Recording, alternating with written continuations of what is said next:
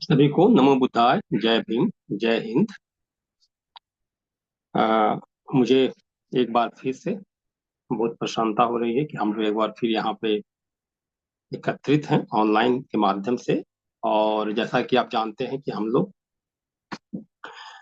परम पूज्य बोधिसत्व डॉक्टर बाबा साहब द्वारा लिखित पुस्तक द बुद्ध एंड हिज धम्म के बारे में हम अध्ययन कर रहे हैं, धम्म चर्चा कर रहे हैं। और उसी क्रम में आज हम जो बाबा साहब का जो बुद्धानी धम्मा है उसका जो द्वितीय जो खंड है, द्वितीय खंड के बारे में मैं चर्चा करूंगा आपके सामने। तो एक बार मैं फिर से बता देना चाहता हूं कि मेरा जो पर्पस है, मेरा जो उद्देश्य है बुद्धानी धम्मा के बारे में मतलब चर्चा करने का, धम्म चर्चा करने का, वो यही है कि हम लोग बुद्धानी धम्मा को पढ़ें, नियमित रूप से पढ़ें और लोगों को भी पढ़ने के लिए प्रेरित करें। तभी ये सार्थक होगा, क्योंकि बाबा साहब ने बहुत ही मेहनत से ये किताब लिखी है। आमतौर पे बाबा साहब का जो चर्चा जो होता है वो मतलब संविधान निर्माता के रूप में होता है। और संविधान निर्माण करने में उनको बहुत ही मेहनत करनी पड़ी, क्योंकि आप देखें कि संविधान में बहुत सारे जो सोर्सेस है, उन्होंने बहुत सारे संविधानों का अध्ययन किया, देश भर के संविधान का। तो उसी प्रकार से ये जो पुस्तक है, इस पुस्तक में भी आप देखेंगे कि इतना बड़ा सागर है बुद्ध वचनों का, बुद्ध के धम्म का अथाह सागर है। और वो सागर, वो सारे सागर को बाबा साहब ने उस अपने जमाने में अध्ययन करके इसको संकलन किया हुआ है। तो बहुत ही मतलब एक ना कठिन काम उन्होंने अंजाम दिया हुआ है। बहुत उसको सरल रूप में उसकी जो है उत्पत्ति हुई है, उसका जो आउटकम जो आया है वो बहुत ही आसान है, सब लोगों को समझने लायक है। तो उसी क्रम में आप जब पढ़ेंगे तो बहुत सारी बातें समझ में आएगी। तो इसलिए आप लोगों से अनुरोध है कि आप लोग इसको जरूर सुबह या शाम एक नियमित बना लें, एक रूटीन। और उसको आप पढ़ें, आधा घंटा पढ़ें, 20 मिनट पढ़ें। मतलब जैसे कि आज हम लोग द्वितीय कांड की चर्चा करेंगे, द्वितीय जो खंड है इसका, जिसको बुक 2 कहा है बाबा साहब ने। तो आमतौर पे हम देखते हैं कि बाबा साहब का जो बुद्धानी धम्मा है उसमें क्या होता है कि खंड है, प्रथम खंड पढ़ा, आज द्वितीय खंड पढ़ा। तो द्वितीय खंड है और उसके बाद फिर भाग है ना। तो इसमें जो है आप देखेंगे कि अ, इसमें करीब 8 भाग है ना। तो 8 भाग में हम फिर पहला भाग देखेंगे। तो उसी प्रकार से आप एक एक भाग भी अगर आप पढ़ते हैं रोज तो काफी अच्छा होगा। उस भाग के अंदर फिर से उपभाग है। तो जब हम पढ़ते हैं तो बहुत कुछ बातें समझ में आती हैं। और मतलब एक जो होता है ना कि आप जैसे श्रुतिमयी प्रज्ञा जो कहा गया है कि सुन करके प्रज्ञावान होना। पहले के समय में, बुद्ध के समय में, जो उनके श्रावक थे, जो शिष्य थे, वो टीचर से सुनते थे, आचार्य से सुनते थे। आज हम लोग सुन भी सकते हैं, पढ़ भी सकते हैं, बहुत सारा माध्यम है। तो वो एक बहुत ही अच्छा माध्यम है। तो इसलिए हम लोग उसको जरूर से पढ़ें और उसके साथ साथ फिर जो है वो चिंतनमयी प्रज्ञा की जब हम पढ़ेंगे तभी हम उस पर चिंतन करेंगे। अपने आप के जीवन में जो घटित हो रहा है हमारे जीवन में, उसके साथ हम इस जो लिखा हुआ है उसको हम कोरिलेट कर सकते हैं, है ना। तो उसको कंटेम्पलेशन कहते हैं। और उसके बाद फिर भावनामयी प्रज्ञा जो है, और फिर हम उसको, फिर वो जो है, जो बातें, अच्छी बातें लिखी हुई हैं, शिव है और अष्टांगिक मार्ग है, फिर वो हमारे जीवन में उतर के सामने आएगा। तो ये अपना मकसद है। तो इस क्रम में आप लोगों से उम्मीद है कि सबके पास किताब होगा ही। और जो द्वितीय खंड है बुक 2, उसमें आप देखेंगे कि जो पहला भाग है वो है आपको कि बुद्ध और उनका विषाद योग, है ना। और उसके बाद दूसरा भाग है परिव्राजकों की धर्म दीक्षा। और तीसरा भाग है कुलीनों तथा धार्मिकों की धर्म दीक्षा। चौथा है जन्मभूमि का आह्वान। पांचवा है धर्म दीक्षाओं की पुनरावृत्ति, जो धर्म दीक्षा की शुरुआत की थी। और उसके बाद छठा है निम्न स्तर के लोगों की धर्म दीक्षा। और सातवां है स्त्रियों की धर्म दीक्षा। और आठवां है पतितों तथा मुजरिमों की धर्म दीक्षा। तो ये जो है हम मतलब जो अदंत आनंद गोसलायन जी के द्वारा जो हिंदी का जो अनुवाद है उसके आधार पे मैं बोल रहा हूँ। मतलब वो आप देख सकते हैं, उसको आप मराठी में भी आप पढ़ सकते हैं, इंग्लिश में भी पढ़ सकते हैं। तो हम लोग इसकी शुरुआत करते हैं द कन्वर्जन ऑफ द परिव्राजका, है ना। तो हमने ये देखा था कि पिछले अध्याय में, मतलब पिछले खंड में, कि how Bodhisattva, how Siddhartha Gautam Bodhisattva become a Buddha. तो उसमें हमने देखा कि कैसे बोधिसत्वा का जन्म से लेकर के और ज्ञान की प्राप्ति तक का, मतलब जस्ट ज्ञान की प्राप्ति हुआ, वो एंड हो गया प्रथम खंड। द्वितीय खंड वहां से उसकी शुरुआत होगी कि बुद्धा को ज्ञान की प्राप्ति हो गई, है ना, बुद्धानी धम्मा के आधार पे जो लिखित है, और उसमें उनको, वो बोधिसत्व को ही पता चला बुद्धा बनने के बाद कि जो दुख है, दुख के अस्तित्व के बारे में पता चला बहुत ही विस्तृत रूप से कि दुख किस प्रकार है, दुख क्यों उत्पन्न होता है। और उसके बाद फिर इसमें लिखा हुआ है कि फिर दुख के हटाने के रास्ते क्या हैं, दुख कैसे दूर किया जा सकता है। तो ये दो बातें जो है यहाँ पे बाबा साहब ने प्रथम खंड में बताया गया था, है ना। अब हम द्वितीय भाग में अगर आए, मतलब द्वितीय भाग की जो शुरुआत जो है कि बुद्ध और उनका विषाद योग, मतलब वो क्या है, इस चैप्टर के अंतर्गत, इस भाग के अंतर्गत पहला है उपदेश देना है अथवा नहीं देना है, टू प्रीच और नॉट टू प्रीच।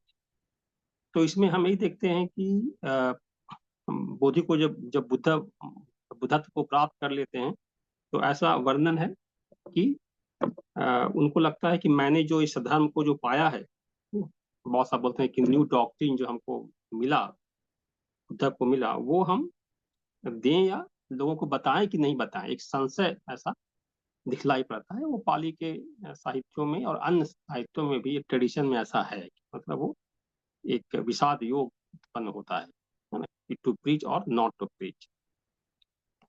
उसी क्रम में यहाँ पे बाबा साहब ने बहुत ही अच्छे ढंग से सरल भाषा में उसको और विस्तृत रूप से बताया हुआ है।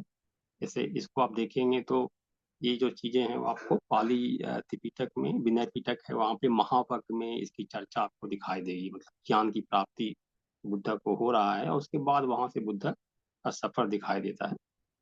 तो बहुत सारे सोर्सेस हैं, बहुत सारे किताबें हैं उसमें, बहुत सारे सोर्सेस। तो उसमें यहाँ पे बाबा साहब क्या बोल रहे हैं, तो बाबा साहब जो लिख रहे हैं उसकी बात से हम बात करेंगे, जिस प्रकार से किताब में वर्णन है कि बाबा साहब बोल रहे हैं कि वो, मतलब बुद्ध के मन में अनिच्छा उत्पन्न हुई कि इसको हम टीच करें कि टीच नहीं करें, लोगों को बताएं या ना बताएं, क्योंकि मतलब लोग जो है वो क्या है, तो गॉड, ईश्वर में विश्वास करने वाले बहुत सारे लोग हैं, आत्मा में विश्वास करने वाले लोग हैं, राइट्स एंड सेरेमनीज, मतलब जो कर्म कांड है उसमें विश्वास करने वाले लोग हैं। तो इस स्थिति में अ, क्या इस बात को लोग समझ पाएगा या नहीं समझ पाएगा, है ना, इस तरह की बात दिखलाई पड़ती है। और तब वहां पे आपको दिखाई पड़ता है कि सपति ब्रह्मा वो आते हैं, है ना, और सपति ब्रह्मा जो आकर के उनको याचना करते हैं। अब सपति ब्रह्मा कौन है, तो आप यहाँ पे थोड़ा सा मैं क्लियर करना चाहूंगा कि आमतौर पे लोगों को लगता है कि ये, मतलब ब्रह्मा, सपति ब्रह्मा यहाँ पे कैसे आ गए, बुद्धिज्म में ब्रह्मा का अस्तित्व कैसे है। तो जब आप पाली साहित्य का अध्ययन करेंगे, या मतलब पाली साहित्य या अन्य साहित्य जो बौद्ध साहित्य है, तो उसमें मतलब बौद्ध धर्म में ये सब बातें हैं कि जैसे कि एक तो ह्यूमन बीइंग का लोक, बहुत सारे लोक है, 6 प्रकार के लोक की संकल्पना है, और उसमें एक लोक जो है देवताओं की लोक वगैरह है। अगर किसी को निबान की प्राप्ति अगर नहीं हो खुद को होती है, तो फिर वो एक लोक में जाता है ना, कि फाइनली जो अल्टीमेट जो गोल है वो निबान की प्राप्ति ही है। लेकिन अगर निबान की प्राप्ति नहीं हुआ इस जीवन में, तो कहीं ना कहीं तो आपको उत्पन्न होना पड़ेगा। तो उस हिसाब से, यानी कि बाहरी तौर पे आपको क्या दिखलाई पड़ता है, मतलब मैं पारंपरिक बुद्धिज्म की बात कर रहा हूँ, मतलब परंपरा में जो थेरावादा में है, महायान वगैरह में, कि बाहरी तौर पे वहां भी आपको लोक की संकल्पना है, पुनर्जन्म की संकल्पना है। लेकिन एक बात ध्यान में रखिए कि वो संकल्पना जो है वो बौद्ध दृष्टिकोण से है, न कि मतलब आप उसको दूसरों के साथ तुलना नहीं कर सकते। मतलब करने का मतलब कि आप कर सकते हैं कि हाँ यहाँ है वहाँ है, लेकिन वो जो आइडिया है वो आइडिया यहाँ पे नहीं है। यहाँ पे आत्मा नहीं है, गॉड जो है वो गॉड, कोई भी जो गॉड की संकल्पना जो यहाँ बुद्धिज्म में जो आती है, वो कोई पावरफुल देवता नहीं है। वो देवता एक, मतलब ह्यूमन बींग से थोड़ा ज्यादा, मतलब मतलब ह्यूमन बीइंग से वो ज्यादा पावरफुल है, ऐसा दिखलाई पड़ता है। लेकिन अ, वो अरहत जो है, अरहत की अवस्था अगर पा लेते हैं तो उससे वो नीचे कैटेगरी के ही आएंगे, क्योंकि आपको आप देखेंगे आगे की अ, जब बुद्ध ने कहा कि चरत भिक्खवे चारिकम बहुजन हिताय बहुजन सुखाय, तो उसमें लोकानुकंपा या फिर देवानुकंपा है, मतलब देवताओं के भी कल्याण के लिए और लोगों के भी कल्याण के लिए आप जो है काम कीजिए। तो ट्रेडिशनल बुद्धिज्म के अनुसार जो है वो जो देवता गण भी हैं उनका भी मृत्यु हो जाता है, वो भी मरते हैं, मतलब वो अलग बात है कि उनकी आयु ज्यादा होती है। तो ये सब बातें आप ध्यान में रखिए। तो इसलिए कन्फ्यूजन क्या होता है कि शाहपति ब्रह्मा जब यहाँ पे आते हैं तो लोगों को लगता है कि ये ब्रह्मा जो है, जो हिंदू धर्म के जो ब्रह्मा है वो ब्रह्मा आ रहे हैं। अलग बात है कि मतलब पर मतलब ब्राह्मण नाम वहां भी है, यहाँ भी है, बहुत सारे जो टर्म जो है वो सेम है, लेकिन ये बुद्धिस्ट पर्सपेक्टिव से है। क्योंकि आप देखेंगे कि यहाँ जो ब्रह्मा जो आ रहा है, जो आ रहे हैं, वो क्या कर रहे हैं, वो बुद्ध को मतलब बुद्ध जो सबसे ऊपर है, सुप्रीम है बुद्ध, बौद्ध धर्म के अनुसार सबसे जो मतलब ऊपर में जो स्थान है बुद्ध के, बुद्ध से ऊपर कोई नहीं है। उसके बाद ये सब आते हैं बहुत सारे देवता गण गंधर्व, है ना, बहुत सारे लोग हैं। और बुद्ध ने जो मतलब प्राप्त किया है वही फिर अरहत जो होता है, जो बुद्ध के समय में जो अरहत की जो प्राप्ति कर लेते हैं, तो वो भी मतलब बुद्धत्व जैसे ही उनकी अवस्था है। लेकिन केवल ये है कि बुद्ध शिक्षक हैं, आचार्य हैं। तो यहाँ पे थर्वाद परंपरा में तो वो जो है बुद्ध से नीचे ही आए, क्योंकि बुद्ध के बताए हुए मार्ग पे चल के सारिपुत्र और मुगलान ने अ, निपान को प्राप्त किया। तो यहाँ पे सहपति ब्रह्मा आते हैं और उनको जो है वो बोलते हैं कि आप जो है देखें, लोगों को देखें, लोग कष्ट में है ना। तो इस तरह की बात है। तो थोड़ा सा बाबा साहब ने इसको और यहाँ पे एक्सप्लेन किया हुआ है, जो मतलब आप अगर सूत्रों में जाएंगे तो अगर तो उतना ज्यादा आत्मा या कर्म कांड की चर्चा नहीं है, लेकिन बाबा साहब ने यहाँ पे उसको एक्सप्लेन किया है, मतलब है ना, और कि लोगों को ठीक से समझ में समझ में आने के लिए, है ना। तो साफ तौर पे मतलब यहाँ पे अ, सरस्वती ब्रह्मा का आना और उनसे रिक्वेस्ट करना, तो कोई ऑर्डर नहीं दे रहे हैं कि हाँ मैं ऑर्डर दे रहा हूँ, रिक्वेस्ट करते हैं, है ना। उनका जो स्टाइल है आने का, नमस्कार करने का एक विधि है, वो सब पालन करते हुए और बोलते हैं कि आप जो है लोगों को बताइए। और फिर वो कहते हैं कि हाँ ठीक है, मैं बताता हूँ। इसके ऊपर बहुत सारी बात होती है कि भाई बुद्ध, जो बुद्धत्व की प्राप्ति होने का मतलब है कि दुख के कारण को जान गए, और वो बहुत ही मतलब एनलाइटेंड बीइंग है, तो उनको कोई समझा नहीं सकता है बौद्ध परंपरा के अनुसार कि बुद्धा को कोई समझाए कि आप ये कीजिए तब वो करेंगे, ऐसा नहीं, ऐसा होता नहीं है। तो इसलिए इसके ऊपर बहुत ही एकेडमिक फील्ड में चर्चा होती है, और लोगों का ही कहना है कि और फिर आप परंपरा में जाएंगे तो ये है मतलब कि ट्रेडिशन ही है कि कोई भी अगर बुद्ध को प्राप्त करने के बाद कोई भी बुद्ध तो ऐसे किसी को वो टीच नहीं करते, ऐसे किसी को देशना नहीं करते, बल्कि उनको करने के लिए लोगों को आना पड़ता है। तो कौन आएगा, तो सबसे जो सुपर जो व्यक्ति है वहां पे, मतलब बौद्ध जो माइथोलॉजी है उसमें कि निपान की प्राप्ति तो नहीं किया, लेकिन सबसे सुपर कौन है, तो वो ब्रह्मा है, सरस्वती ब्रह्मा है, और भी देवतागण है ऐसे। तो वो यहाँ पे आकर के हम उनको बोलते हैं कि आप लोगों को बताइए। तो ये बहुत ही अच्छे ढंग से वर्णन है, इसको आप पढ़िए। और इस तरह से वो फिर बहुत साहब यहाँ पे साफ बताते हैं कि हमारा जो जो ध्येय था कि हम दुख को जानना, और दुख के उपाय भी मैंने ढूंढ लिया है। तो जिस प्रकार से सन्यासी होता है कि सन्यासी गृह त्याग कर देता है, उसको कोई संसार से लेना देना नहीं है, तो वो तो अपना एम है नहीं, तो इसलिए बुद्ध जो है, मतलब जो बुद्ध जो है वो फिर वो ये विचार करके और फिर वो बोलते हैं कि यस मैं लोगों को उपदेश करूंगा, है ना। और फिर ब्रह्मस्पति द्वारा शुभ घोषणा, तो जैसे मैंने पिछले क्लास में भी कहा था कि बाबा साहब ने मध्यम मार्ग, मतलब मिडिल पाथ को फॉलो किया है लिखने में। मतलब खास करके जो पहले या दूसरे चैप्टर हैं कि बहुत मतलब बुद्ध को एक मानव की तरह भी प्रस्तुत कर रहे हैं, और इसके साथ साथ एकदम पूरी तरह से साइंटिफिक ना होकर के, बल्कि जो परंपरा में है उसको उन्होंने कुछ बातें यहाँ पे लिया हुआ है। यानी कि जैसे पीएल नरसू जैसे नहीं, या अन्य लोगों जैसे नहीं, बल्कि थोड़ा सा मध्यम मार्ग अपनाया हुआ है। तो मतलब जो परंपरा में है उसको भी यहाँ पे वो लिया हुआ है, अलग बात है उसको फिर उन्होंने एक्सप्लेन किया हुआ है ना।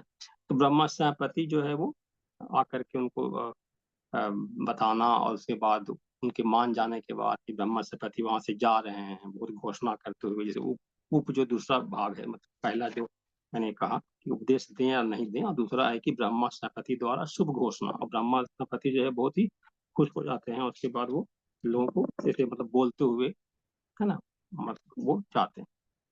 तो ये बात यहाँ पे हमें समझना चाहिए कि सैपति ब्रह्मा यहाँ पे कौन है।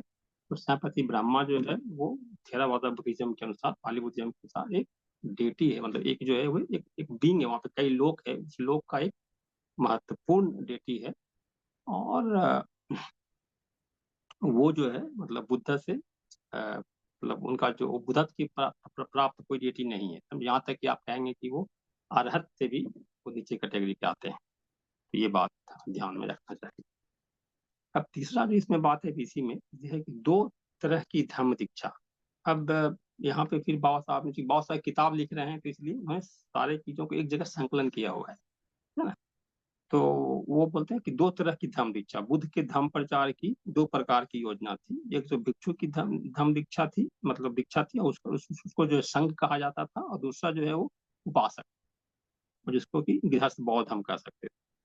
तो और उसमें फिर उन्होंने बताया है कि भिक्षु में और उपासक में क्या अंतर है। तो वही बताया है कि मतलब भिक्षु को जो है नियम पालन करना होता है, उसके लिए जरूरी होता है ना।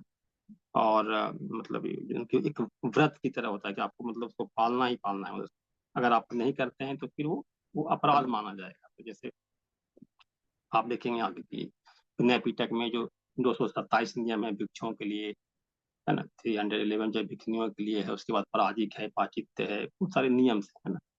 तो वो सब है। तो इसको उन्होंने संक्षेप में यहाँ पर बताया है कि दो प्रकार की दीक्षा बुद्ध ने मतलब बताई है और की है। एक हो गया संघ की दीक्षा, मतलब भिक्षु संघ भिक्षुणी संघ की बात, और दूसरा उपासक की बात किया हुआ है।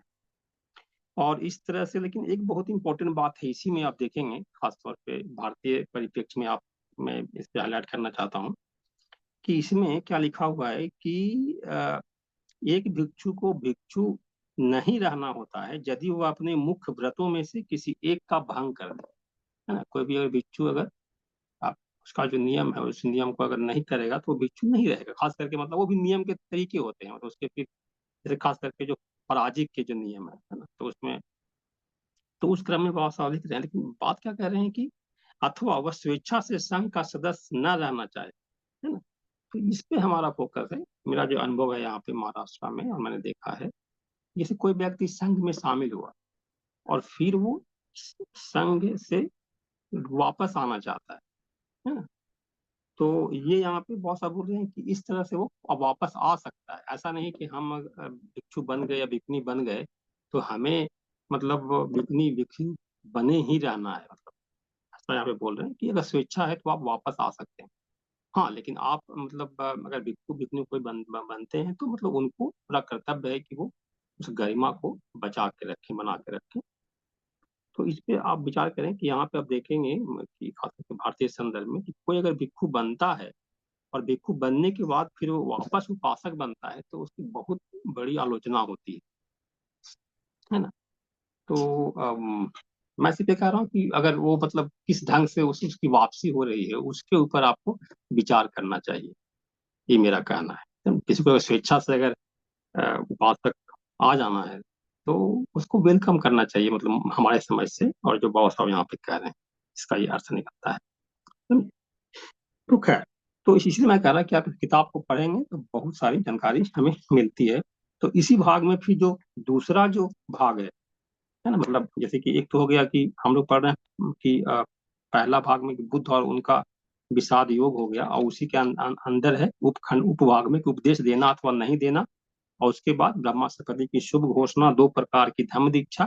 फिर दूसरा भाग में तो इस बाबा साहब मतलब जो बोधिसत्व से बुद्धत्व बनने की जो प्रक्रिया थी उसका समापन करते हुए, और फिर अभी मतलब वो वहां से सारनाथ की चर्चा करते हैं, उसको कंटिन्यू करते हैं। तो ये जो है दूसरा भाग जो है परिव्राजकों की दीक्षा की, कितने कितने लोगों को उन्होंने दीक्षा दिया, और उसको भी उन्होंने 7 भागों में बांटा हुआ है। तो ये देखिए हमारे सामने है किताब, तो हमें देख के लगता है कि हाँ ठीक है, क्या है, मतलब आसान लगता है।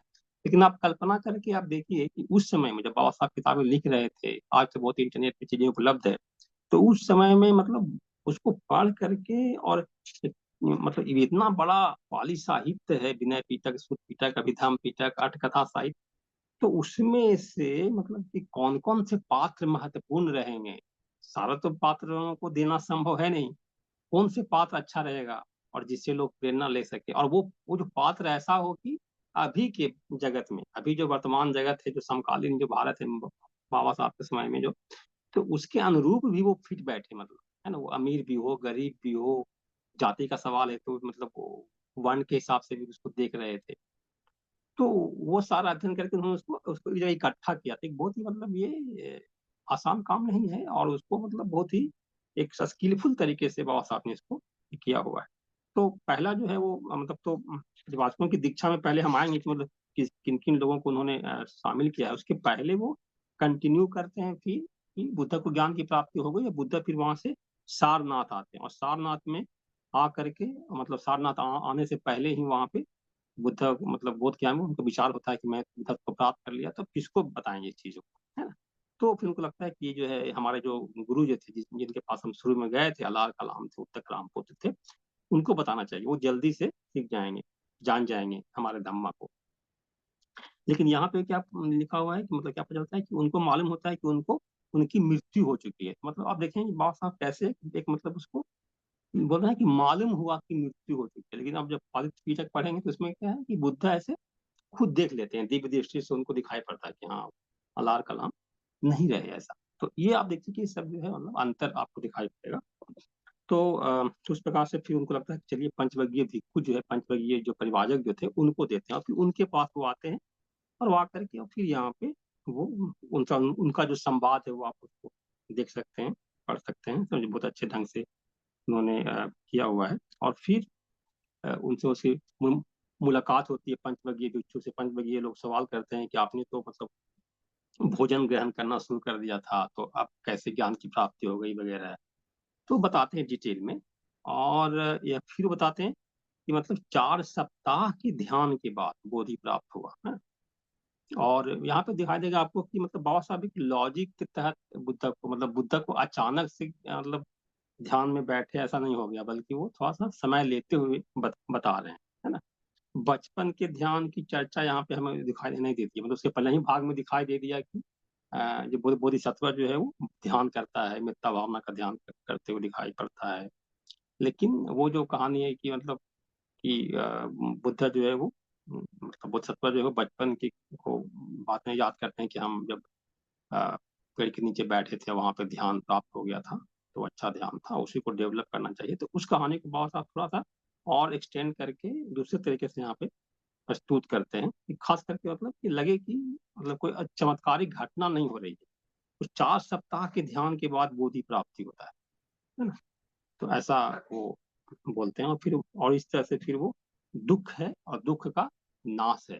तो खास करके यहाँ पे जो भाषा जो है वो भी मतलब वो चार जो आर्य सत्य है, 4 आर्य सत्य है, लेकिन मतलब खास करके वो दुख की बात कर रहे हैं, और दुख में की जाति की दुखम जरा पे दुखम, तो उस रूप में प्रस्तुत नहीं कर रहे, बल्कि बता रहे हैं कि दुख है और दुख का कारण है। तो कहने का मतलब है कि अ, बातें वही है, बस केवल अपने जो लोग हैं, है ना, और भारतीय परिवेश में बात को किस ढंग से रखी जाए, ये को ध्यान में रखते हुए बाबा साहब बुद्धानी धम्मा को प्रस्तुत कर रहे हैं, जो कि अपने आप में बहुत ही महत्वपूर्ण है, ये बात ध्यान में रखना चाहिए। और फिर वहां पे धम्मचक्र प्रवर्तन की बात होती है। धम्मचक्र प्रवर्तन की जब बात होती है, तो जैसा मैंने पिछले क्लास में भी कहा था कि धम्मचक्र प्रवर्तन एक जैसे सूत्र ही है, आप संयुक्त निकाय में देखेंगे, तो यहाँ पे उन्होंने और भी बातें इंक्लूड किया हुआ है, और इसमें मतलब पहला है कि पाथ टू प्यूरिटी। तो मतलब परिव्राजक को बताते हैं कि भाई क्या हमने सीखा, क्या न्यू जो थ्योरी हमने जो लिया, तत्व जो प्राप्त किया, तो उसमें क्या सीखा। और आप देखें कि वहां पे जैसे पटी समुत्पाद की जो संकल्पना है, वो बाबा साहब यहाँ पे बहुत ज्यादा चर्चा नहीं किया हुआ है, आगे है, लेकिन वो यहाँ पे उस रूप से उन्होंने नहीं रखा है ना, खास करके क्योंकि पटी समुत्पाद में जो है वो जो पुनर्जन्म की जो संकल्पना जो हो जाती है कि विद्या पश्चात संखारा, मतलब उसके 2 रूप में होता है। तो शायद उन्होंने इसलिए वहाँ पे ज़्यादा फोकस नहीं किया, बल्कि वो एक बहुत ही, वो क्या बोल रहे हैं कि धम्मचक्र प्रवर्तन में सूत्र के अंतर्गत कि पहला है कि पाथ ऑफ प्यूरिटी, मतलब सील के बारे में, है ना। तो सील जो है वो महत्वपूर्ण है। वहां पर दिखाई देगा कि 5 सील की उन्होंने चर्चा किया हुआ है। और फिर बहुत मतलब बाबा साहब की जो भाषा है ना, आप अगर देखिए, मैं पाली का प्राध्यापक हूँ, तो मैं भी मतलब मैं जब पढ़ता हूँ पाली सूत्रों को, जब मैं विद्यार्थी था, तो मतलब जिस ढंग से पाली सूत्र है उस जमाने में संकलन किया हुआ है, अब उसके बाद कई वर्षों में उसका संकलन हुआ है, तो उसकी भाषा मतलब जो है वो अभी के हिसाब से है नहीं, मतलब तो उसको बहुत ही बाबा साहब ने रोचक और सरल तरीके से बनाने का प्रयास किया हुआ है। तो उसमें 5 सील के बात करने के बाद फिर वो क्या बोलते हैं, मतलब ये सब डिटेल आपको, इस तरह का डिटेल आपको नहीं मिलेगा वहाँ पे, मतलब ट्रेडिशन में है। बाबा साहब यहाँ पे कर रहे हैं क्योंकि लोगों को समझ में आ जाए। ये बोलते हैं कि पतित जो गिरा हुआ व्यक्ति है ना, वो 2 प्रकार के होते हैं ना, कि भाई कि वो पतित है, वो गिरा हुआ है ना, वो मतलब वो मतलब दुखी है, उसको पता ही नहीं है कि हम पतित हैं, हम गिरा हुआ है, हम दुखी हैं, ऐसा उसको ज्ञान ही नहीं है। बहुत महत्वपूर्ण बात है। और एक जो है कि उसको लगता है कि हाँ, हमें जो है मतलब हम हैं, मतलब हम जो है मतलब हमारे जीवन में दुख है, हम पतित हैं, तो हमें तो ये जैसी आभास हो गया कि हमें कमी है, तभी तो हम आगे विचार करेंगे, आगे बढ़ने की बात करेंगे। ये बात बहुत ही महत्वपूर्ण है, तो बहुत साहब ने यहाँ पे कहा हुआ है।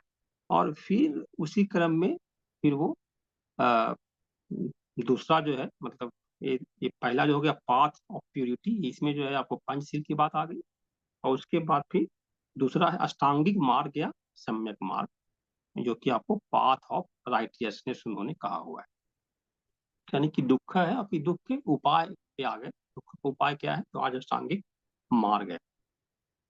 अब जो आज अष्टांगिक जो मार्ग है, उसको भी आप बहुत ही अच्छे ढंग से बाबा साहब ने उसको प्रस्तुत किया हुआ है। सम्यक दृष्टि, सम्यक दृष्टि क्या है, तो सम्यक दृष्टि के बारे में उन्होंने बोला हुआ है ना। सम्यक दृष्टि के बारे में आपको जो आप अगर धम्मचक्र प्रवर्तन सूत्र पढ़ेंगे तो वहां पर भी सम्यक दृष्टि दी हुई है। लेकिन सम्यक दृष्टि से संबंधित बुद्ध ने कई जगहों पे उपदेश किया हुआ है ना? कई सूत्रों में इसकी चर्चा, एक सम्यक दृष्टि करके, सम्मा दृष्टि करके, है ना, एक सूत्र भी है।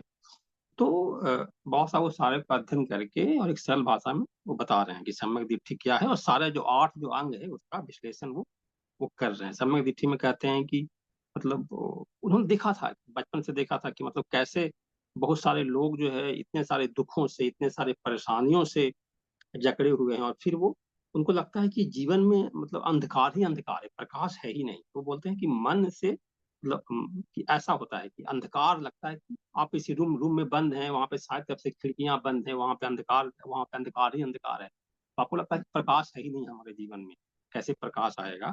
लेकिन वो कह रहे हैं कि आपको अगर इच्छा शक्ति हो, मतलब ना सम्यक दृष्टि अगर उत्पन्न हो गई कि आप जैसे आप जानेंगे कि सम्यक दृष्टि मतलब कि दुख है, ये पहले रियलाइज होना। वही जब दुख है तभी तो उसको दुख के कारण जानने का कोशिश करेगा, और फिर उसके निदान के पे विचार करेगा, और फिर निदान के लिए वो अष्टांगिक मार्ग का पालन करेगा। तो जो वैसा जो वर्णन है उसको आप एग्जाम्पल देके वो कमरे के हिसाब से बता रहे हैं, है ना। तो ये आप लोग इसको देख सकते हैं। और फिर वो बात करते हैं कि मन जो है मतलब वो कैसे मतलब एक कैदी बन जाता है, आदमी जो है कैदी की तरह हो जाता है ना। लेकिन अगर मन पे अगर काम किया जाए और इच्छा शक्ति अगर हो, सम्यक दृष्टि हो, तो फिर आप बंधन मुक्त हो सकते हैं। जैसे कैदी को जेल में रखा जाता है, तो वो जो है वो आप मन के द्वारा, इच्छा शक्ति के द्वारा आप उससे मुक्त हो जाएंगे। तो बहुत ही मतलब विस्तार से उन्होंने यहाँ पे सम्यक दृष्टि को प्रस्तुत किया हुआ है। सम्यक दृष्टि का उद्देश्य जो है वो अविद्या का विनाश है ना। कि सम्यक दृष्टि क्यों नहीं है, कि किसी को क्यों नहीं ये रियलाइज होता है कि दुख है हमारे जीवन में, क्योंकि वो अविद्या का सिफारिश पता ही नहीं है कि जो हो रहा है वो क्या हो रहा है। तो आप तो इसीलिए वो साफ साफ बोलते हैं कि अविद्या का विनाश ही जो है सम्यक दृष्टि है। तो और उसके फिर मन जो है मतलब मन और जो इच्छा जो है शक्ति जो है वो महत्वपूर्ण बात है। और फिर सम्यक संकल्प, सम्यक वाचा, सम्यक समाधि, मतलब सारा जो जो 8 जो अंग है वो उन्होंने यहाँ पे चर्चा की हुई। तो इसको आप जरूर से देखें, है ना। बहुत ही अच्छे ढंग से यहाँ पे प्रस्तुति किया गया है। लेकिन आपको ये देखेंगे कि जैसे मैंने कहा बार बार, जो जैसे पाली में लिखा हुआ है, बात वहीं से ली हुई है, लेकिन उसको और उन्होंने एक्सप्लेन किया हुआ है नए ढंग से, जो कि हमारे लिए अच्छा है, उसको समझिए। उसके बाद फिर इसी में आ जाता है, फिर आपको फिर कंटिन्यू करता है, फिर द पाथ ऑफ वर्च्यू, है ना। धम्मचक्रवर्तन अभी कंटिन्यू है, उसको उन्होंने मतलब ऐसे भाग भाग देकर, मतलब उप भाग दे करके दिया हुआ है। जो पांचवा जो नंबर है इसमें, धम्मचक्रवर्तन कंटिन्यू, और उसमें सील का मार्ग, द पाथ ऑफ वर्च्यू।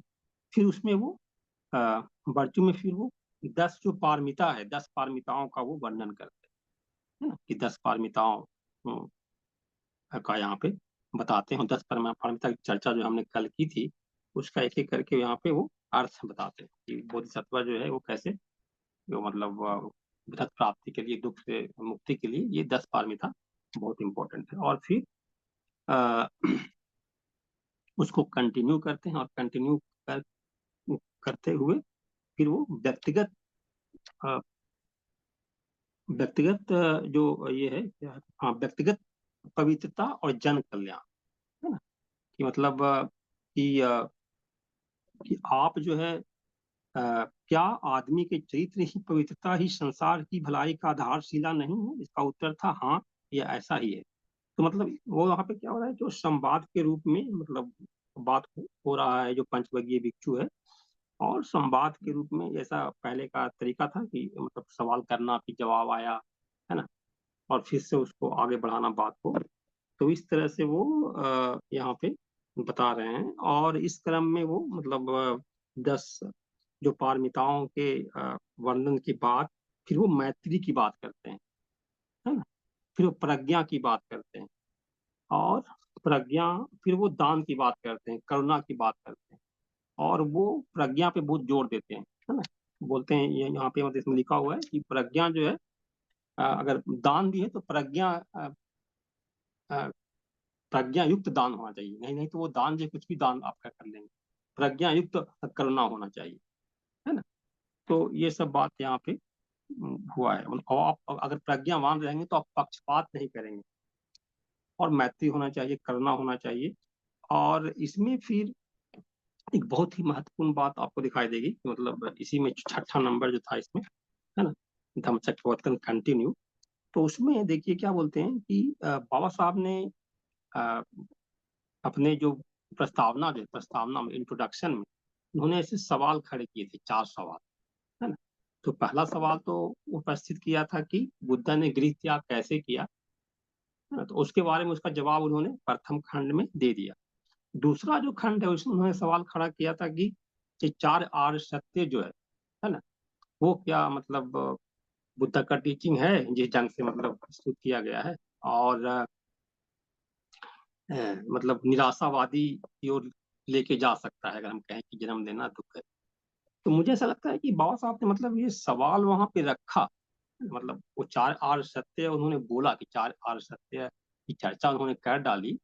और खास करके मैंने पिछले क्लास में बताया था, और प्रस्तावना में भी, कि एक बहुत ही मतलब जो बुद्धिज्म की जो आलोचना करने वाले जो लोग थे, वो इसी को लेकर के आलोचना कर रहे थे कि जन्म लेना दुख कैसे, मतलब ये जो डिफिनेशन है इस तरह का, तो उसको बहुत सा वहां पे हाईलाइट कर रहे हैं। लेकिन बखूबी यहाँ पे आप देखेंगे कि मतलब 4 आर्य सत्यों की चर्चा यहाँ पे की हुई है। मतलब आप देखेंगे खाली मतलब कि जन्म लेना दुख है, वो बात को हटा करके दुख है ना, बाबा साहब ऐसे ही प्रेजेंट कर रहे हैं बुद्धा का कि भाई दुख है, वो समझ में आ गया बोधिसत्व को कि दुख है ना। दुख के समझ में आ गया तो फिर दुख का जो निदान है, वो आज अष्टांगिक मार्ग है, उसकी भी चर्चा कर रहे हैं। तो मतलब तो देखिए, जैसे कि मैं आपको बताता हूँ कि 4 आर्य सत्य को स्वीकार दूसरे रूप में यहाँ पे मतलब जो प्रेजेंट कर रहे हैं, खाली प्रेजेंट करने की जो शैली जो है ना, वो उन्होंने अलग किया हुआ है। तो हो सकता है कि तुम मेरे धर्म को निराशावादी धर्म समझ बैठो, ऐसे मैं पढ़ रहा हूँ, क्योंकि मैं आदमियों को ध्यान मानव जाति के दुख की ओर आकर्षित करता हूँ। मेरे धर्म के बारे में ऐसी धारणा बनाना गलती होगी। निसंदेह मेरा धर्म दुख के अस्तित्व को स्वीकार करता है ना। निसंदेह मेरा धर्म दुख के अस्तित्व को स्वीकार करता है, किंतु यह और उतना ही जोर उस दुख को दूर करने पर भी देता है है ना। मेरे धर्म के दो दो बातें हैं, इस मानव जीवन का उद्देश्य भी निहित है और वह अपने में आशा का संदेश भी है। इसका उद्देश्य है कि अविद्या का नाश, जिसका मतलब है दुख के अस्तित्व के संबंध में अज्ञान का नाश, है ना। यह आशा का संदेश भी है क्योंकि यह दुख के नाश का मार्ग बताता है। क्या तुम सब हमसे सहमत हो?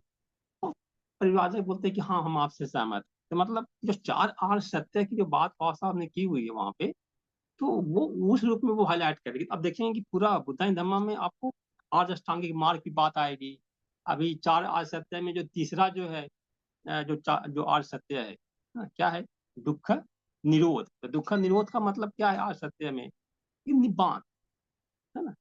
दुख निरोध मतलब निब्बान है, निब्बान की प्राप्ति। और निब्बान की प्राप्ति के लिए भी जो है वो चौथा जो रास्ता है, आठ जो अठंगी को मग्गो जो है, तो वो आपको दिखाई यहाँ पे मिल जाता है। तो ये बात हमें ध्यान में रखना चाहिए कि बाबा साहब ने उसका के हाईलाइट किया हुआ है, लेकिन पूरी तरह से वो चार आर्य सत्य को नकार नहीं रहे हैं। वो खाली बता रहे हैं कि ये हमारे सामने क्वेश्चंस है कि हम बुद्धिज्म को किस तरह से प्रस्तुत करें, है ना। और ये सारी समस्याएं हैं जिसको लेकर के लोग जो है बुद्धिज्म की ओर आकर्षित नहीं हो रहे हैं। तो मतलब इसीलिए बाबा साहब ने अपनी भाषा यहाँ पे बदल दी है, ये मुझे लगता है साहब। और उसके बाद फिर परिव्राजकों की धर्म दीक्षा, उसके बाद फिर पांचों परिव्राजक की धर्म दीक्षा यहाँ पे उन्होंने उनका यही भिक्खु करके दिया। और उसके बाद उसकी उनका हो गया। और ये सारा जो आपका ये जो संकलन है वो महावर्ग, संयुक्त निकाय, मंजिम निकाय, समाधिति सूत्र वगैरह विनय पिटक से लिया गया है ना। तो बाबा साहब ये कह रहे हैं कि मतलब उन जो लिख रहे हैं तो कभी कभी वो त्रिपिटक का जैसे लिखा हुआ है वैसे ही वो यहाँ पे बात को रखते हैं। कभी कभी वो क्या करते हैं कि जो ज्यादा चमत्कारिक बातें हैं उसको वो हटा देते हैं, उसके बाद वो अपने ढंग से उसमें कुछ और ऐड करते हैं, है ना, ताकि लोगों को और समझ में आ जाए ठीक से। तो इस तरह से तीन चार बातें बाबा साहब करके और इस पुस्तक को लोगों के समझने में मतलब आसानी होगी, ऐसा करते हुए दिखलाई पड़ रहे हैं। तो अगला जो भाग है, अगला जो है तीसरा भाग है इसमें, दूसरे खंड का तीसरा भाग जो है, उसमें फिर देखें उन्होंने क्या किया कि जो इतने सारे जो लोग थे, है ना, जिसको कि बुद्धा ने मतलब 35 ईयर्स में उनको ज्ञान की प्राप्ति हुई थी, और 80 मतलब 35 से लेके 45 ईयर्स तक वो घूमते ही रहे और अनेक प्रकार के लोगों की दीक्षा देते रहे। तो वो उनको उन्होंने बना दिया लिस्ट। पहला क्या बना उन्होंने? कुलीनों तथा धार्मिकों की धर्म दीक्षा, है ना। सॉरी, कन्वर्जन ऑफ द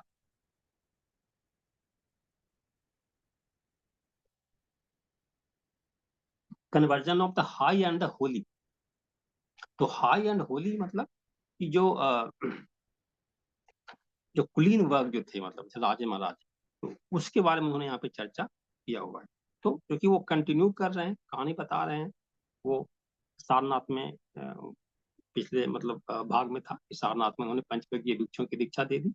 उसके बाद फिर क्या होता है, फिर वो यश आ जाता है ना, जो बिजनेसमैन का बेटा था। तो यश आता है, यश से उसकी बात होती है, बहुत ही महत्वपूर्ण है, आप उसको पढ़िए। और फिर यश से मिलने के बाद फिर उसके बाद उसके माता पिता आ जाते हैं। तो फिर माता पिता को भी वो दीक्षा देते हैं। तो माता पिता, प्रथम यश के माता पिता जो है वो उपासक बनते हैं, 3 वचनों वाले, बुद्धम शरणम गच्छामि, धम्मम संगम और संगम, और उनकी पत्नी। तो इस तरह से यहाँ पे यश की जो है वो चर्चा किया गया है, कि बहुत ही डिटेल में है। बाकी जगह पे यहाँ बाबा साहब ने शॉर्ट में कर रहे हैं क्योंकि संभव नहीं था उतना डिटेल में करना। फिर काश्यप बंधुओं की धर्म दीक्षा, उसके बाद आपको पता है कि यहाँ पे बाबा साहब ने मतलब जैसे आप यहाँ पे इसके बाद वो काश्यप बंधु की धर्म दीक्षा आ गई, क्योंकि उन्होंने क्या किया कि वो एक ही जगह सारे धर्म दीक्षाओं को एक जगह संगठित, एक जगह उन्होंने संकलन कर दिया है। तो वहां पे सूत्तम में पढ़ेंगे तो क्या होगा कि फिर बुद्ध ने ऐसे यहाँ पे हुआ कि यश है, यश के 4 फ्रेंड, फिर वहां पे 54 फ्रेंड, फिर टोटल 60 हो जाता है। और फिर बुद्ध बोलते हैं चरद भिक्षवे चारिकम भोजन हिताय भोजन सुखाय। तो उसको वहां पे मतलब यहाँ पे ना कह के मतलब सीधे वो सबके दीक्षाओं को वर्णन कर रहे हैं। तो यश का हो गया। यश के बाद फिर वो काश्यप बंधुओं का हो गया। तो बुद्ध जो है फिर वो काश्यप बंधु मतलब वहां से बुद्ध बोलते हैं सबको कि आप अपने अपनी दिशाओं में जाओ और धम्मा का प्रचार प्रसार कीजिए सारे भिक्षुओं को। और उसके बाद वो खुद लौट के वो आते हैं उरुवेला। और फिर उरुवेला में वहां उन्होंने वर्णन किया हुआ है कि जो 3 जो बंधु थे, खास करके मतलब जटिल थे। जटिल मतलब वो वैदिक और होम परंपरा, यज्ञ परंपरा को मानने वाले लोग थे, है ना। और उर्वेल काश्यप, गया काश्यप और नदी काश्यप। तो गया काश्यप है उनका, अब गया होंगे बोध गया, तो गया है ही, गया जो आप जाते हैं गया। और फिर बीच में गया और बोध गया को बोलते थे उरुवेला, है ना। तो उरुवेला काश्यप, तो जो उर्वेला में भाई था उस उर्वेला काश्यप था, मतलब वहां पे रह रहा था। और बीच में जो है वो नदी काश्यप था। ऐसे तीन लोग थे जटिल बंधु। और उसके बाद वो चर्चा किया हुआ उन्होंने उर्वेला काश्यप का चर्चा किया हुआ कि पहले वहां जाते हैं। और उसके अब यहाँ पे बाबा साहब ने क्या किया, अब कि जैसे सोर्स जो अब वहां पे उससे बात होती है, फिर ये चाहते हैं कि मतलब वो बोलते हैं कि हमको रुकना है यहाँ पे। बोलता है कि नहीं नहीं, ये जो नाग यहाँ पे रहता है, तो ना, पर यहाँ पे नाग जो है वो एक नाग, यहाँ पे नाग रहता है, आपको नाग से खतरा हो सकता है वगैरह वगैरह। तो वो सब बातें यहाँ पे क्या है, आप उसको पढ़ सकते हैं। और मतलब यहाँ पे क्या है कि वो काश्यप बंधु जो है, खास काश्यप जो है वो बुद्ध पर ध्यान नहीं दे रहा है। बुद्ध बार बार उसको अपनी ओर आकर्षित करना चाह रहे हैं, पर वो ध्यान नहीं देता है ना।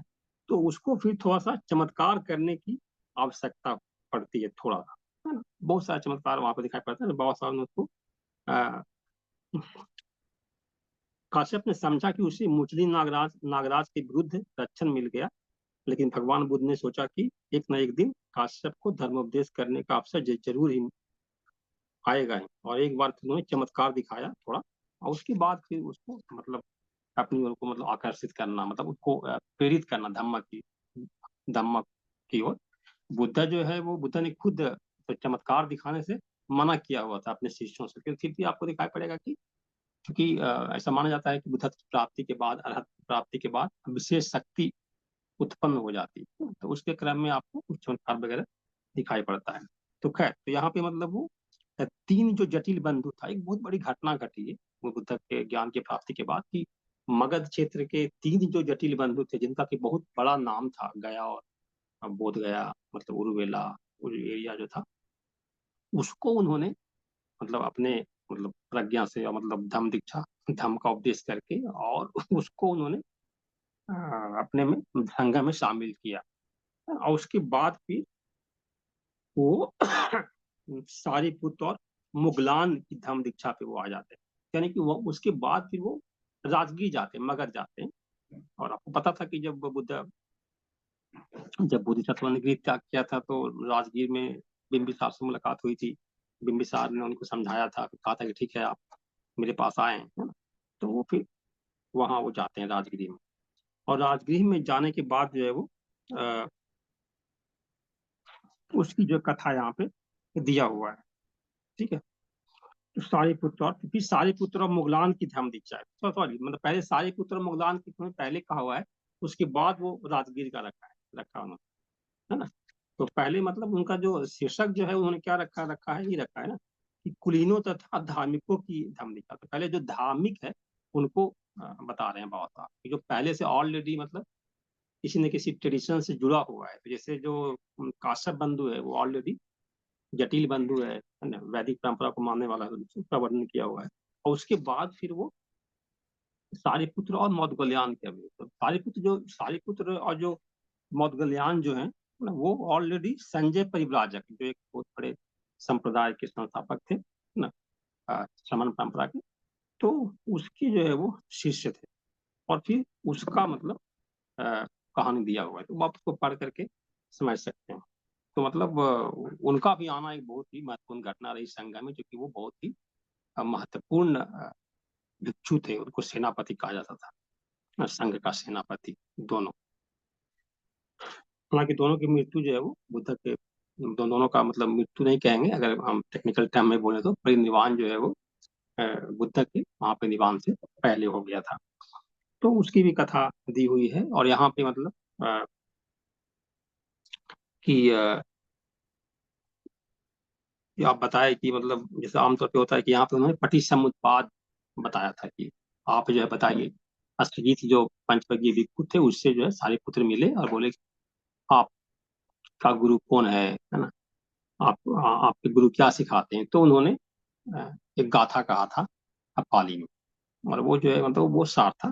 तो वो तो गाथा का यहाँ वर्णन नहीं है, लेकिन उन्होंने बताया कि इस तरह से उसने यहाँ पे सारिपुत्र को जवाब दिया कि मैं अभी नया नया मतलब इस संघ में आया हूँ, मुझे बहुत ज्यादा पता नहीं है, लेकिन संक्षेप में मैं आपको बता सकता हूँ, बता सकता हूँ। और उसने उनको सार बताया, है ना। बस पहले ऐसा, उसके बाद फिर वो उन्होंने सारिपुत्र को और मुगलान की दीक्षा हो गई। और फिर 250 जो जो उनके जो और जो शिष्य थे, संजय जो बेटी पुत्र के साथ, है ना, जो उनका गुरु था, तो वो सारे लोग जो है वो इसमें फिर अ, बौद्ध धर्म में वो आ जाते हैं। और उसके बाद उन्होंने राजा बिंबिसार की धर्म दीक्षा की बात यहाँ पे की हुई है। राजा बिंबिसार जो है वो वहां पे जाते हैं, तो वहां पे जो चर्चा है कि किस तरह से मतलब लोगों को कन्फ्यूजन होता है। फिर थोड़ा सा बाबा साहब ने यहाँ पे जैसे परंपरा में है वैसे ही रखा हुआ है, थोड़ा सा चमत्कार यहाँ पे दिखाई देता है ना। तो कि मतलब लोगों को नहीं समझ में आता है कि भाई ये देख करके कि इतना फेमस व्यक्ति जो काश्यप बंधु तीन, वो बुद्ध इनके गुरु हैं या बुद्ध की ये गुरु है, बताओ कन्फ्यूजन। तो मतलब लोग थोड़ी देर के लिए ऐसा लिखा हुआ है, फिर वो कन्फ्यूजन दूर हो जाता है। और फिर लोग समझ में आता है कि नहीं नहीं, ये जो है तीनों जो है काश्यप बंधु बुद्ध के शिष्य बन गए। तो बिंबिसार की मतलब जो पांच जो इच्छा जो थी वो यहाँ पे पूर्ण होती हुई दिखलाई पड़ती है। यहाँ पे मतलब बताया जाता है कि 12 लाख ब्राह्मण और गृहस्थ जो है वो उस समय उपस्थित थे। और करीब करीब ऐसा वर्णन है कि 11 लाख के लोग जो है वो बौद्ध धर्म की दीक्षा ले ली, है ना। खैर, अनाथ पिंडक की धर्म दीक्षा। फिर वो अनाथ पिंडक की धर्म दीक्षा पे आते हैं। अनाथ पिंडक का आपको पता होगा कि अनाथ पिंडक जो है वो मतलब बहुत बड़ा टेस्टी था, बिजनेसमैन थे वो, और उसका नाम था सुदत्त। तो उसकी कहानी दी हुई है। और उसको जो है वो मतलब किस तरह से उसको बौद्ध धर्म में दीक्षित करते हैं। तो इसमें वो ब्रह्म से संबंधित सवाल करता है, ईश्वर से संबंधित सवाल करता है, सृष्टि की बात करता है, पवित्र अपवित्र की बात करता है, इस वर्ल्ड को बनाने वाला कोई रचयिता है कि नहीं है, आत्मा की बात करता है। तो ये सब बातें जो है वो मतलब उसका खंडन करते हुए यहाँ पे बताया गया है। और उसके बाद फिर वो बोलते हैं कि कोई भी चीज जो है वो मतलब कर्म के आधार पर घटित होता है, मतलब ऐसे ही नहीं घटता है, कोई भगवान के चलते एक घटना नहीं घटती है ना।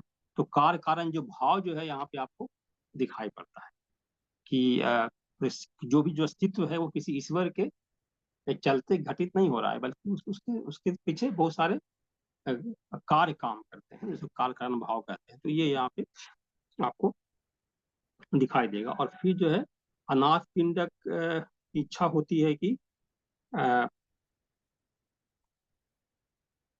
मतलब कि मैंने सुना है कि आपका जो मतलब आप जो शिक्षा देते हैं तो उसमें लोग कहते हैं कि गृहस्थ जीवन जो है वो अच्छा नहीं है ना। तो ऐसा वो सवाल करता है, बहुत ही इंपॉर्टेंट बात साहब ने मतलब तो संकलन यहाँ पे किया हुआ है। मतलब बातें तो बहुत सारी हैं, लेकिन पिटक से किया है यहाँ पे कि अब मैंने सुना है कि आपके शिष्य प्रवज्ञा के सुखों के गुण गाते हैं और गृहस्थ जीवन को गरहा करते हैं, मतलब गृहस्थ जीवन जो है वो अच्छा जीवन नहीं है। वो कहते हैं कि तथागत ने अपना राज्य और जो ऐश्वर्य वगैरह सब त्याग कर दिया, है ना। और इस तरह से मतलब निर्वाण का रास्ता बतलाया वगैरह। लेकिन मतलब मैं जानना चाहता हूँ कि क्या मेरे लिए ये उचित है कि मैं अपनी संपत्ति, अपने घर, अपने कार बार, सारा जो संपत्ति जो है आपकी, है ना, आपकी तरह ही धर्म जीवन को सुख प्राप्त करने के लिए घर से बेघर हो जाऊं। वो ऐसा बोल रहा है बुद्ध से सुनने के बाद कि मैं भी मतलब मंक बन जाऊं, मतलब ये कर लूं, गृह त्याग कर दूं, अनाथ पिंडक, है ना।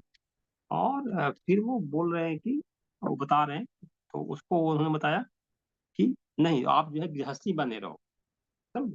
ये भी बहुत इंपॉर्टेंट चीज यहाँ पे दिखाई पड़ती है कि मतलब गृहस्थ रह करके भी आप मतलब धम्म के मार्ग पे चल सकते हैं। तो ये चीजें तो है ही, मतलब बुद्ध जो है कभी नहीं कहते थे कि आप सब लोग मंक ही बन जाए, जिनकी इच्छा थी वही मंक बनते थे, है ना। तो दो प्रकार के रास्ते खुले हुए थे, एक उपासक वर्ग के लिए रास्ते खुला हुआ था, दूसरा भिक्षु वर्ग, भिक्षुणी वर्ग के लिए रास्ता खुला हुआ था। तो यहाँ पे आपको बहुत सारा ये मतलब संकलन किया हुआ है कि इसमें उन्होंने कहा कि आप गृहस्थी रहिए, है ना। तो तो इस तरह से उनका मतलब कहानी दिया हुआ है अनाथ पिंडक का, काफी महत्वपूर्ण एक व्यक्ति।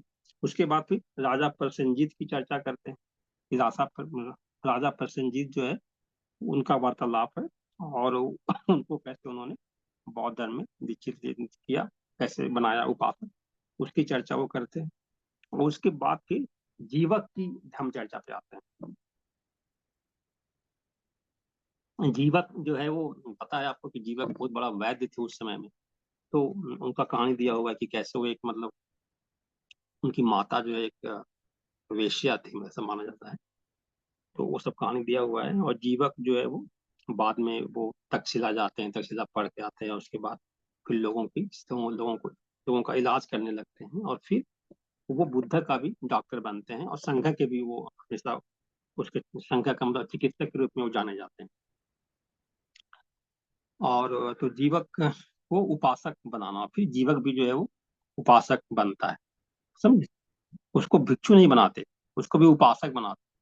तो आमतौर पे आप क्या देखेंगे कि मतलब तो ये बात जो है यहाँ पे वो हाईलाइट कर रहे हैं कि वह तथागत का उपासक बना, भगवान बुद्ध ने उसे भिक्षु नहीं बनाया, क्योंकि वो चाहते थे कि वह चिकित्सा द्वारा रोगियों और जीवकों की सेवा करता रहे। तो अगर परंपरा में जाएंगे तो मान लिया भिक्षु बन गए, तो आप भिक्षु बनने के बाद आपका आपकी जो मतलब ये है जो जीविका वगैरह है ना, तो उससे आपको मतलब निवृत्ति ले लेना है, आपको आपको भिक्षाटन पे रहना है। तो इस तरह से उन्होंने याद दिया हुआ है कि उसको उन्होंने कहा था उपासक ही रहिए, मतलब लोगों की सेवा करते रहिए।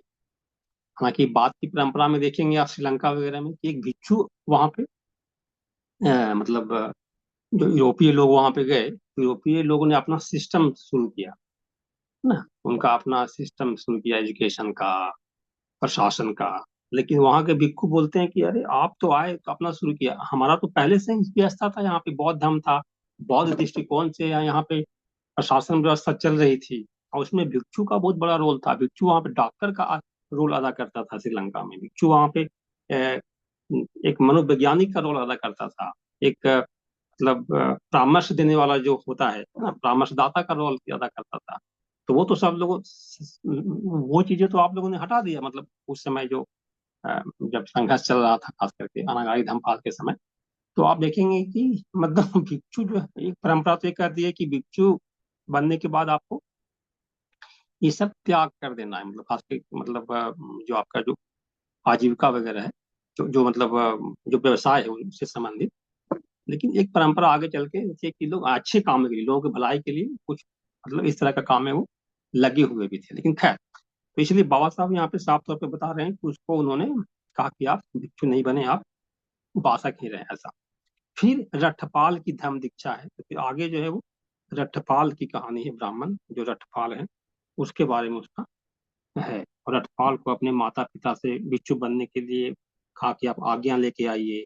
फिर उसके भिक्षु बनने के लिए आज्ञा लेने के लिए माता पिता आज्ञा नहीं दे रहे थे, किस प्रकार से वो मतलब उसका पूरा लंबा कहानी दिया हुआ है, समझे। और उसने मतलब हट की कि हमको नहीं, हमको मतलब करना ही करना है। फिर उसने कहा कि हम उठेंगे ही नहीं, सो गया जमीन के ऊपर, फिर वो मान गए, है ना। और बाद में फिर भिक्षु बनने के बाद जब वो वापस अपने घर में भिक्षाटन के लिए आया, तो फिर से उसके पिताजी और माताजी ने कोशिश की कि इसको भिक्षुपन से हटा दिया जाए।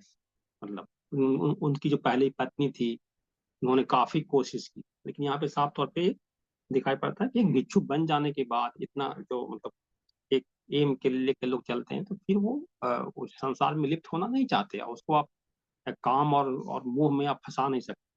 तो इस तरह की बात यहाँ पे इन्होंने बताया हुआ है ना। उसके बाद फिर चौथा भाग में आएंगे, तो चौथा भाग में हमें ओके, चौथा भाग में हमें क्या दिखाई देता है कि जन्मभूमि का आह्वान, है ना। कि सुधोधन से अंतिम भेंट जो होती है, तो सुधोधन से जब वो मतलब अ, दीक्षा के बाद, सारिपुत्र मोगलान की दीक्षा के बाद फिर वहां से संदेश आता है कि आपको वहां पे जाना चाहिए कपिल वस्तु में। और कपिल वस्तु वहां जाते हैं, और वो बहुत ही अच्छा वार्तालाप है आपको सुधोधन के साथ, यशोधरा के साथ। तो और कैसे मतलब बहुत सारे जो शाक्य के जो लोग थे वो कैसे दीक्षित हो गए बौद्ध धर्म में, तो वो सारी चर्चा यहाँ पे किया हुआ है। मतलब चाहे आनंद हो, चाहे वो अ, अनिरुद्ध हो, महानाम हो, ये सारे जो नाम है ना, सारे जो शाक्य के जो लोग थे, वो कैसे हुए दीक्षा, है ना, वो सब कहानी यहाँ पे दी हुई है। उपाली की भी चर्चा की हुई है। ठीक, और फिर यहाँ पे सिद्धार्थ को गृहस्थ बनाने का अंतिम प्रयास, और फिर लास्ट में जो है फिर मतलब जो उनके पिताजी जो है वो अंतिम प्रयास करते हैं, मतलब उनको चाहते हैं कि उनको गृहस्थ बना दिया जाए। उसके बाद उसको एक मंत्री को भेजते हैं, फिर एक पुरोहित होता है उनको भेजते हैं उनके पास, लेकिन वो उसको अच्छे ढंग से जवाब देते हैं। तो इस तरह से यहाँ पे बाबा साहब ने आगे लिखते हुए फिर भगवान बुद्ध का उत्तर, फिर मंत्री का उत्तर, है ना, और इस क्रम में मतलब भगवान बुद्ध की जो दृढ़ता जो है कि मतलब दृढ़ इच्छा कि भाई हमने गृह त्याग कर दिया तो फिर हम वापस कैसे आएंगे, और वो तर्क क्या दे रहा है, तो तर्क में दे रहा है कि खास करके जो मतलब जो वैदिक परंपरा है और जो ब्राह्मणिक परंपरा है, तो उस परंपरा के अनुसार कि 3 प्रकार के ऋण है, पितृ ऋण है, तो मतलब पितृ ऋण है तो आपको शास्त्र ऋण है, यज्ञ ऋण है, ऋषि ऋण है, इस तरह का ऋण की बात कर रहा है। आश्रम व्यवस्था की बात हो रही है कि आश्रम व्यवस्था है, आप अभी क्यों जा रहे हो, है ना, अभी आपकी हस्ताश्रम है ना, ब्रह्मचर्य आश्रम है, गृहस्थ आश्रम है, वानप्रस्थ है, तब संन्यास है। तो वो सब चर्चा यहाँ पे की हुई है, लेकिन बाबा साहब मतलब बुद्धा जो है वो उन्होंने साफ तौर पे बोल दिया कि एक तो आप जो बता रहे हैं वो तो वही वाली बात हो जाएगी कि कोई रोगी व्यक्ति है ना, उसको मतलब कुछ परहेज के लिए कहा गया है कि आप ये चीज ना खाएं और वो खाने लगे,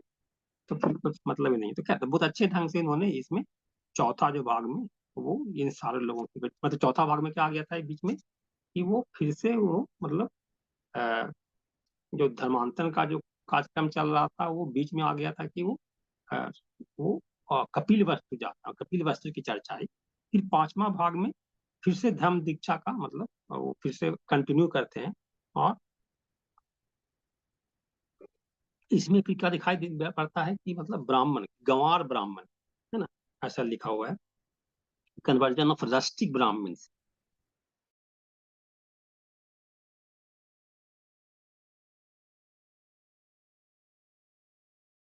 देवताओं की पूजा, ब्रह्मलोक, है ना, इसमें भी विश्वास था उसको, और फिर वो बुद्ध से उसको मिल करके, और करीब करीब 70 ब्राह्मण थे वहां पे ऐसे, बहुत ज्यादा कर्मकांड को मानने वाले, और वो सब जो है वो अ,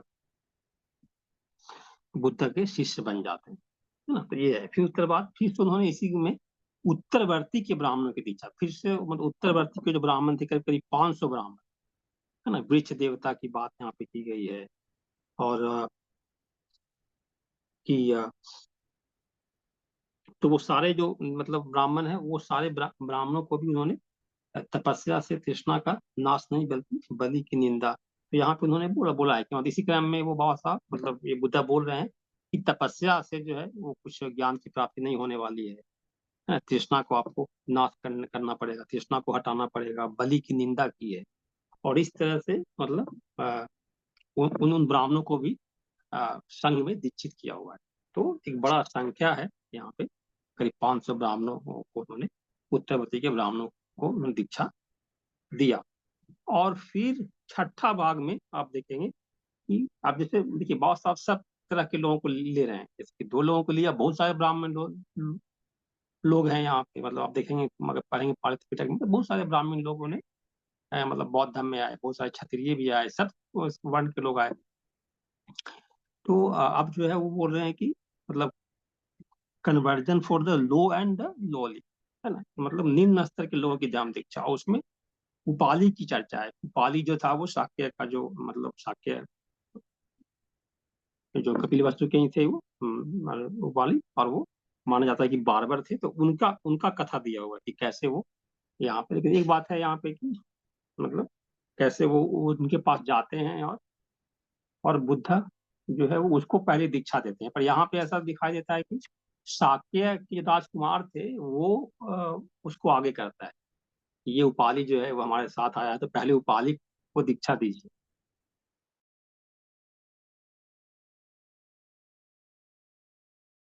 पहले उपाली को दीक्षा दूंगा, है ना, ऐसा है।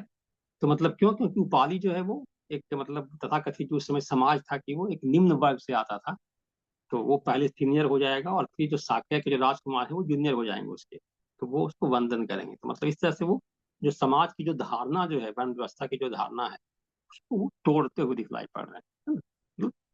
तो ये बात है। फिर भंगी सुनीत की धर्म दीक्षा है, कि जो एक जो स्वीपर का जो काम करने वाला जो भंगी है, उसको उन्होंने मतलब उसके पास गए और फिर वो उन्होंने कहा कि आप हमारे संग में आओगे। बहुत ही प्रसन्न हो गया भंगी, और वो फिर बहुत अरहत्व को प्राप्त करते हैं वह भंते सुनीत। ये सब थेर गाथा किस के में थेर गाथा में है। थेर गाथा में आप देखेंगे तो उसके बाद फिर सुपाक तथा सुपीय अछूतों की दम दीक्षा, तो मतलब जो भी उस तथाकथित जो निम्न स्तर के जो लोग थे, है ना, तो वो सारे लोगों की यहाँ पे कहानी दी गई है कि कैसे वो क्या हुआ था, सुपाक का जन्म कैसे हुआ, ये सब चर्चा वहां पे किया हुआ, कैसे वो शमशान घाट में रहा करता था वगैरह, उसको पढ़िए। उसके बाद फिर और है सुमंगल तथा अन्य नीच जाति वालों की धम दीक्षा, मतलब अन्य जो लोग थे, है ना, उसकी चर्चा की हुई है, जिसको कि बुदंता आनंद को साइन जी ने इसका हिंदी अनुवाद में ऐसा नाम दिया हुआ है। तो वो मैं आपको बोल के ऐसा दिखा रहा हूँ कि मतलब अन्य नीच जाति वालों की धर्म दीक्षा, ऐसा मतलब, है ना, मेरा ऐसा कुछ ये नहीं है मतलब इस तरह का बोलना शब्दों का, लेकिन ये मतलब अनुवाद में है तो मैं ऐसा बोल रहा हूँ। तो कुष्ठ रोगी सुपर बुद्ध की धर्म दीक्षा, जो कुष्ठ रोगी जो बहुत बड़ा उसमें लोग छुआछूत करते थे, उससे दूर रहते थे, तो उसको भी उन्होंने धर्म दीक्षा दिया और संघ में शामिल किया। इस प्रकार से छठा भाग समाप्त होता है और सातवां भाग में स्त्रियों की धर्म दीक्षा है। तो आप स्त्रियों के बारे में उन्होंने कहानी दिया हुआ है कि कैसे फिर जो कपिल वस्तु में उनकी जो मौसी जो थी, है ना, महाप्रजापति वो कैसे वो भिक्षु संघ में विष्णु संघ में मतलब संघ में शामिल होने की बात करती है। फिर एक बार दो बार वो मना करते हैं, फिर वो आनंद से कहती है कि आनंद जो है बात करते हैं, है ना, फिर बोलते हैं कि मैं इसलिए मना कर रहा हूँ कि मतलब कि मतलब जो कुछ व्यवहारिक बातें हैं उसको लेकर के मना कर रहा हूँ। तो ये सब बातें जो है आपको विनय पिटक में वर्णन है बहुत विस्तृत, तो उसी को बहुत सारा यहाँ पे लिया हुआ है। और उसमें फिर 8 विशेष बातें उन्होंने ऐड कर दी, उसको 8 गरु धम्मा कहते हैं पाली में। यहाँ पे 8 गरु धम्मा 8 विशेष क्या बातें हैं वो यहाँ पे दिया हुआ नहीं है, खाली दिया हुआ है कि व्यवहारिक बातों को लेकर के हम मना कर रहे थे और इसलिए उनको 8 विशेष बातें करनी पड़ेगी, तब वो संघ में शामिल हो सकते हैं। और फिर महाप्रजापति बोली कि हाँ ठीक है, हमको कोई दिक्कत नहीं है। उसके बाद फिर 500 है ना महिलाएं आ गई, फिर उसमें सबका वर्णन है ना, तो वो दिया हुआ यहाँ पे बहुत ही एक बहुत ही मतलब ये महत्वपूर्ण है, ये स्त्रियों के को लेकर के कि बहुत बड़ा परिवर्तन हुआ बुद्ध के समय में कि स्त्रियों की धर्म दीक्षा हो, है ना। उसके पहले आपको इस तरह की बात दिखाई नहीं देती है, स्त्रियों को इतना ज्यादा स्वतंत्रता। और फिर उसी में स्त्रियों के क्रम में फिर प्रकृति जो है, प्रकृति नामक चंडालिका की धर्म दीक्षा, है ना, मातंग ऐसे लिखा हुआ है कि मातंग कम्युनिटी की थी वो, चंडाल कन्या ऐसा लिखा हुआ है। और वो कैसे मतलब आनंद को पसंद करती है और फिर आनंद के पीछे लग जाती है। तो वो सारा कहानी बहुत इंटरेस्टिंग है और वो मतलब किस तरह से बौद्ध धर्म में दीक्षित होते हैं। और उसके बाद 8वां जो भाग है वो है पतितों तथा अपराधियों की धर्म दीक्षा। तो मतलब आप देखेंगे कि हर एक प्रकार के लोगों की धर्म दीक्षा की बात मतलब बाबा साहब यहाँ पे कर पूरा अध्ययन करके, भाई मतलब कुष्ठ रोगी, है ना, तो तो मतलब स्वीपर मतलब उस तरह का काम करने वाला लोग। तो अभी लास्ट में क्या किया उन्होंने, पतितों तथा अपराधियों की दम दीक्षा, जो क्रिमिनल्स जो थे उनका काम ही था कि डाकू लुटेरे की कोई भी गया उसमें उसको मार देगा। तो इस तरह से वो उन्होंने इसका वर्णन यहाँ किया हुआ है। उसी क्रम में डाकू अंगुली माल की धम दीक्षा की बात हुई और डाकू अंगुली माल किस तरह से वो लोगों को परेशान कर रहा था और बुद्धा ने कैसे उसको शांत किया, कैसे संघ में लिया। तो ये सब बातें यहाँ पे की हुई है। फिर दूसरे जो जो क्रिमिनल्स थे, करीब 500 डाकू थे, उसको उन्होंने बौद्ध संघ में शामिल किया, है ना। तो इस प्रकार से आप देखेंगे कि बाबा साहब ने इस किताब में मतलब द्वितीय खंड में जो धम्म दीक्षाओं का जो आंदोलन था, है ना, उसको उन्होंने यहाँ पे रखा है कि मतलब बाबा बुद्ध के गृह मतलब बुद्ध की प्राप्ति के बाद वो कैसे संघ का निर्माण किया। और सारनाथ गए, वहां से 5, 5 से 60 और 60 से फिर वो पूरा 45 ईयर्स का लेखा जोखा उन्होंने मतलब ऐसे कुछ कुछ सिलेक्शन करके दिया हुआ है। तो इसको हमें पढ़ना चाहिए। तो इस प्रकार से ये जो भाग है बहुत ही महत्वपूर्ण है कि हमें इसे पता चलता है संक्षेप में। अब पूरा तक पढ़ना संभव नहीं है, तो एक संकलन जैसे 20-30 पेज में आपको मिल जाता है कि किस किस तरह के लोगों ने बौद्ध संघ में, मतलब बौद्ध संघ में आए, उपासक भी बन रहे हैं और भिक्षु भी बन रहे हैं, है ना, भिक्षु भी बन रहे हैं। तो उनका बैकग्राउंड क्या है, क्यों आए, कैसे आए, तो वो चीज हमको समझने में बहुत ही मदद करता है अभी के संदर्भ में। तो वही लोगों को आप अभी के संदर्भ में आप देखें कि अभी जो समाज है उसमें भी वो लोग जो है आपको यहाँ पे दिखाई देंगे, है ना, हर रूप में। थोड़ा सा स्टाइल बदल गया है पर वो है। तो इस तरह से हम जो है बुद्धवाणी को और बुद्ध के वचन को उनके पास भी लेके पहुंचा जा सकता है। और उसके लिए एक स्किलफुल मीन्स जिसको कहें, उपाय कौशल कह सकते हैं, या फिर अगर पाली में कहेंगे कि अनुपुब्बी कथा की भी जरूरत है, ग्रेजुअल टीचिंग की जरूरत है कि धीरे धीरे धीरे करके हम उनको बता सकते हैं। तो ये है, एक बात हमें ध्यान में रखना चाहिए। और इस तरह से हम आज इस खंड को यहाँ यहाँ पे समाप्त करते हैं। मतलब द्वितीय खंड, हमारा जो द्वितीय जो खंड है वो समाप्त होता है। अगले लेक्चर में तृतीय खंड पर चर्चा करेंगे। आप सभी को साधुवाद, नमो बुद्धाय, जय।